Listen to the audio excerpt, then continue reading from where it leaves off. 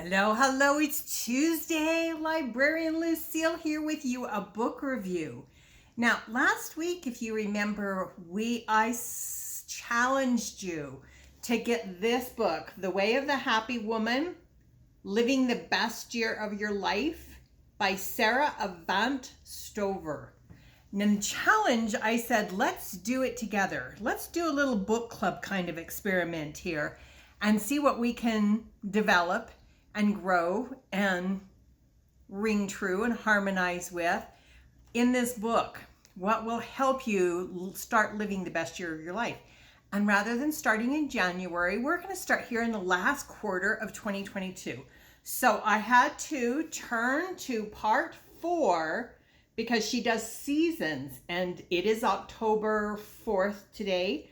So we are just starting into the last season of 2022. So I have us starting in part 4, autumn. And she goes through, and you have to read the beginning, the preface, to understand. She does exercises, what your focus should be, what your mantra should be, what your meditation should be, what you should be eating. She goes, and your sleep pattern. She goes through the whole thing for every season. So those of you who are in the southern hemisphere, who are experiencing your spring, you will be doing the first chapter, the part 1, where I'm going to be doing part 4. But we can still share, because what you take away from part 1 might help me when I hit part 1 in 6 months. I am going to love doing this with you. So this chapter starts out just beautifully, this section. And she talks about how we should be harvesting. And I'm in chapter 14. Harvesting, and how we gather and we bring things in and we look at things and discard what's not going to work, which is what I talked about in yesterday's 5 things to do to get ready for autumn. So that was a little bit covered. So you kind of look at things and discard what's not going to work. What do you want to keep with you in your place?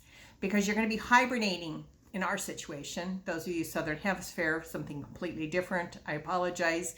I'm not on tune with what you're going to be experiencing, but we are going to be harvesting and holding in, and the weather's going to slow down, and there's less daylight. There's going to be more rest, more introspect work going to be happening. And she talks about that and how we're, she says, list 5 things that you'll put back on the back burner for springtime that you want to focus on and just pay attention, because your energy is somewhat limited in this season. Pay attention to just the things that you know you can accomplish and that you will do well and excel in. So those big projects might have to wait till springtime.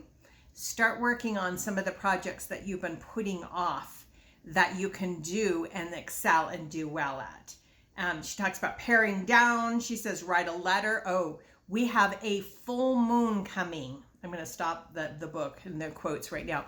We have a full moon coming this weekend. It is Friday or Saturday. I can't remember which, depending upon where you live, right? And in that full moon, it would be a good time, because it correlates with this season.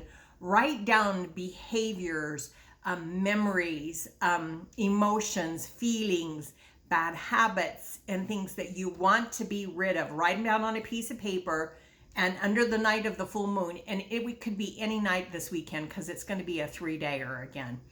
So burn those and release them and let them go. That's quite in line with what we're talking about. Shedding and making comfort and creating a space that you feel safe and loved in, and that you feel creative but calm. And you find peace and hope and solitude and beauty in all of that. Have a great Tuesday. Librarian Lucille. Can't wait to share with you next week. Enjoy your week.